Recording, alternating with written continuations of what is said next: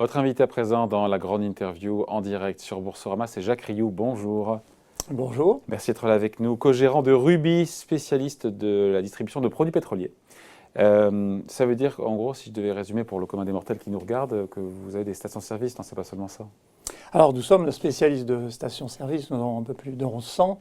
Mais en France, non? Répartis dans nombreuses régions, en Europe, Caraïbes et Afrique. Ouais. Mais nous avons aussi un ensemble de produits que nous distribuons, que vous pouvez imaginer aussi bien dans la marine ou dans l'aviation. Ouais. Nous sommes aussi un gros distributeur de bitume. Ouais. Et nous avons une association avec un grand groupe américain qui est spécialisé dans le stockage. Stockage de produits pétroliers, produits chimiques, biocarburants, etc., engrais liquides. Donc voilà, et tout ça, faites-vous donc un groupe avec un chiffre d'affaires un peu inférieur à 4 milliards d'euros. 4 milliards d'euros. Voilà, 3,7 pour être précis.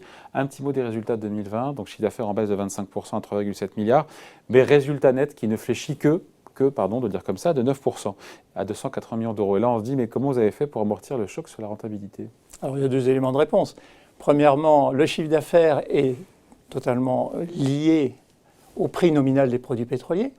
Quand le prix des produits pétroliers baisse, notre chiffre d'affaires baisse. Et tant mieux, nous retournons voir nos clients pour leur annoncer cette bonne nouvelle. Par contre, les volumes, eux, ne baissent pas. Les volumes baissent peu, ils ont baissé de 8%. Et notre résultat net a baissé de 8% aussi, ce qui est une excellente performance dans les conditions que nous connaissons tous. Mais quand le pétrole remonte, pour le coup, comme aujourd'hui, parce qu'il y a un an, on était à... Fin août, ça dépend sur le Brent, 20-30 $. Aujourd'hui, on est à quasiment 70. Donc, c'est tout bénef ou pas pour vous?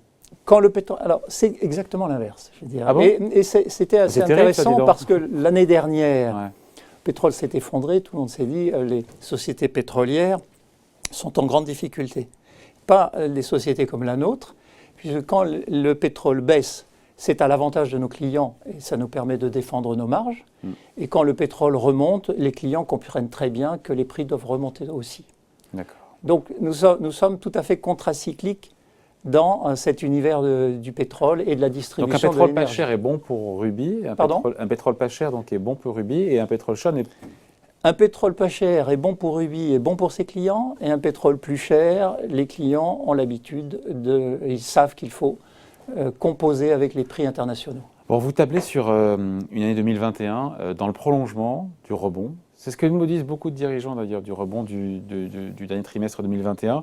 Mais quand on voit la perspective, alors je sais bien que vous n'êtes pas uniquement sur la France, mais quand on voit la perspective d'un reconfinement par région en France, pourquoi pas en Ile-de-France dans les prochaines heures, cette campagne de vaccination qui est toujours poussive en Europe, notamment en France, ça ne remet pas en cause, pour le coup, vos prévisions, en tout cas pas à ce stade, comme on dit? Alors il y a des limites à tous les raisonnements, mais compte tenu de ce que l'on ressent, dans les différentes régions dans lesquelles nous opérons, pas uniquement en Ile-de-France, loin de là, je sais bien.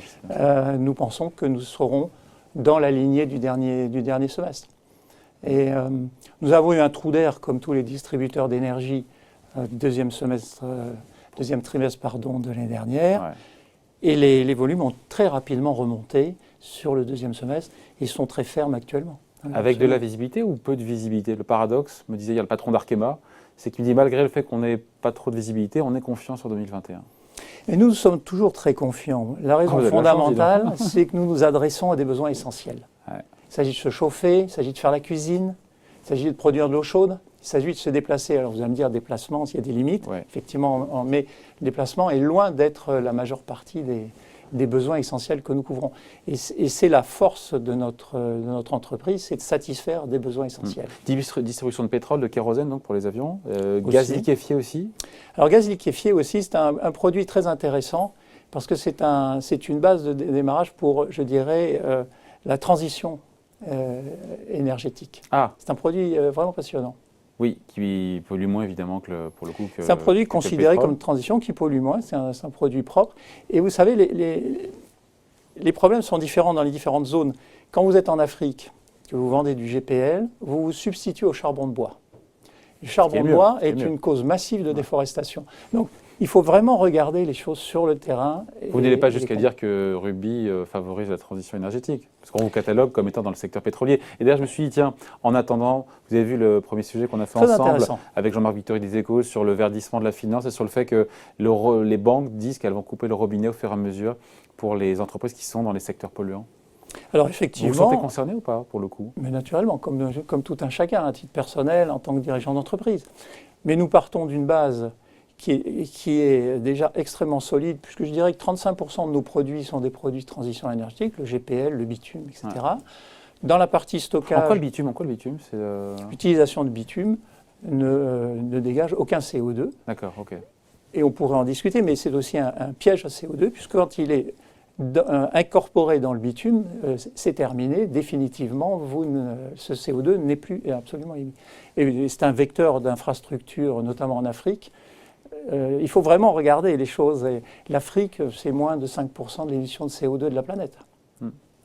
Et donc, nous avons des bases très sérieuses sur lesquelles nous démarrons dans cette transition énergétique. Et naturellement, il y a tout un champ d'investissement pour le futur qui est passionnant. D'être perçu comme un acteur du secteur pétrolier, peut-être à tort hein, quand on vous écoute, c'est ce qui vous pénalise aussi. On est sur Boursorama, j'ai vu le cours de bourse qui perd 25% sur 3 ans. Le gros de la baisse, effectivement, est sur 2020. Est-ce que voilà, vous êtes pénalisé parce qu'il y a une désaffection pour le secteur pétrolier et on vous considère peut-être à tort comme étant dedans avec cette ruée vers les valeurs énergétiques voilà, des énergies renouvelables Alors vous avez raison, j'ajouterai un élément, c'est quand on pense à secteur pétrolier, on pense production de pétrole brut, grosses installations, on pense grosses réserves, propriété de réserves de pétrole brut dans le sol qui peuvent se dévaluer dans le futur. Ça n'est absolument pas notre cas. Nous sommes des distributeurs. Donc nous n'avons pas ce genre de problématique. Donc à tort, les marchés devraient... C'est mon sentiment. Et les performances opérationnelles du groupe, d'ailleurs, sont là pour le prouver. Le résultat net a baissé de 8%, comme vous le rappeliez. C'est une performance. Alors comment justement faire changer d'avis les investisseurs pour leur faire comprendre que votre business model n'est pas celui, encore une fois, des majors avec effectivement des réserves de pétrole qui sont dont les prix sont dévalués. Je pense que l'année dernière était vraiment bouleversée et donc il faut attendre quelques mois pour que les analyses deviennent un petit peu plus fines. Et l'annonce des résultats que nous avons faite il y a maintenant peu de jours, je pense, est là aussi pour rassurer les personnes intéressées sur la solidité de notre modèle et sur la trajectoire de l'entreprise. Pour vous, 40 €, Rubis n'est pas à son prix? Pas à son prix. Bon, mais le fait que vous soyez une société en commandite, ça aide pas, non, en bourse? Ah, écoutez, ça dépend des points de vue. Il y a beaucoup de gens qui considèrent que la commandite, finalement, la commandite, c'est pas très, ça n'est pas un statut très fréquent. Mais il a des avantages qui, d'ailleurs, ont fait que nous avons choisi cela, et le fondateur, là, Gilles Copin à l'époque. C'est un statut qui implique les dirigeants de manière extrême, y compris sur leur patrimoine, n'est-ce pas? Et c'est un statut qui permet d'aligner parfaitement, le plus parfaitement possible, les intérêts des actionnaires et des dirigeants commandités. Troisièmement, j'ajouterais... Qui sont en risque sur leur patrimoine. À total. Et enfin, je dirais que ça permet... Ça évite de faire n'importe quoi. Ah ben vous y songez. Et ça n'a pas empêché une certaine dynamique. Et enfin, le troisième point, c'est que ça permet de développer une politique long terme. Et ça, c'est bon pour tout le monde, pour l'entreprise, pour les actionnaires et pour les collaborateurs. Bon. Encore une fois, c'est intéressant parce que on revient aux chiffres, pardon, c'est un peu décousu, mais on va revenir aux chiffres sur 2020. Je lisais que votre dette l'an dernier a été divisée quasiment par 3. Je me suis dit, oh là, comment c'est possible? Ils ont remboursé. En fait, non, ce qui s'est passé, c'est qu'il y a eu un désengagement, entre guillemets, il y a une vente partielle d'une filiale Rubis Terminal. Et en fait, quand on se désengage, donc vous vendez à hauteur de 45%, donc il y a ce qu'on appelle une mise en équivalence qui permet de réduire une partie de la dette, c'est ça? Vous avez tout à fait raison. Et j'aime bien votre présentation parce que ça n'est pas une vente. C'est une association que nous avons réalisée. Ouais, c'est majoritaire. Majoritaire, mais association, joint venture. Avec un fonds d'investissement. Grand fonds d'investissement, d'infrastructure. Pourquoi ce choix-là? C'était se délester de la dette? Pourquoi? Quel objectif? L'objectif fondamental était le suivant. Sur la partie Rubis Terminal, le stockage dont je vous parlais tout à l'heure, nous avions un choix. Le choix est le suivant. Nous avons une concurrence très forte des fonds infrastructures lorsque nous nous présentons pour acheter de nouvelles entreprises dans ce domaine. Pour nous mettre à armes égales, nous avons, plutôt que de rester statiques sur des positions très fortes et bien développées, nous avons choisi le mouvement et nous nous sommes associés à un grand fonds d'infrastructure américain pour redémarrer et relancer cette croissance externe. Et ça a parfaitement fonctionné parce que nous avons déjà pu acquérir une nouvelle très belle affaire en Espagne, ensemble. Avec une force de frappe aussi pour le groupe qui est de 800 millions d'euros. Est-ce que vous avez des cibles en tête? Est-ce que la crise, c'est pas aussi l'occasion de faire ces petites emplettes? Comme vous venez de le faire d'ailleurs. Écoutez, je ne vous cache pas que nous sommes finalement, le timing de cette association qui nous a permis ce désendettement que vous évoquiez, tombe à point nommé dans une situation où on peut s'attendre à des opportunités d'acquisition. Alors il faudra être toujours discipliné, mais la force de frappe est là. Ouais. On disait 40 euros le cours de l'action. Quelle est la fair value, encore une fois? Et la CAPI, le poids boursier, c'est 4 milliards et quelques, hein? Voilà, 4 milliards, plus de 4 milliards Plus de 4 d'euros, milliards, 4 500 personnes, 40 pays. Voilà. Mais quand on regarde la valeur comptable de la boîte, juste pour se dire, voilà, parce que souvent quand on prend les banques, on se dit, mais quand on voit la valeur de l'actif net, on se dit c'est totalement décoté. Ou comment on vous compare à vos pairs? Quels sont vos pairs d'ailleurs, enfin vos rivaux, hein? Alors, l'actif net comptable, vous faisiez allusion, c'est 2,5 milliards, donc c'est très inférieur à notre valeur, ce qui montre Quelle est la création de valeur? La création de valeur. Ben, nos pairs, écoutez, nos concurrents peuvent être les grands groupes pétroliers. Il y a de très grands groupes de stockage aussi, notamment en Hollande. Et puis dans chaque pays, vous avez des compétiteurs. Et vous retrouvez aussi toujours les grandes marques. C'est-à-dire nous sommes en compétition dans les différents pays dans lesquels nous opérons, et aux Caraïbes aussi, avec les grandes marques de pétroliers, que ce soit les grands pétroliers français, Nord-Europe, etc., etc. Jacques Riou, vous avez vocation à verdir Rubis ou pas, en se disant que c'est aussi le sens de l'histoire, verdir dans votre empreinte carbone, en proposant peut-être mettant peut-être le paquet sur des activités, voilà, décarbonées, je sais pas moi, l'hydrogène ou autre chose.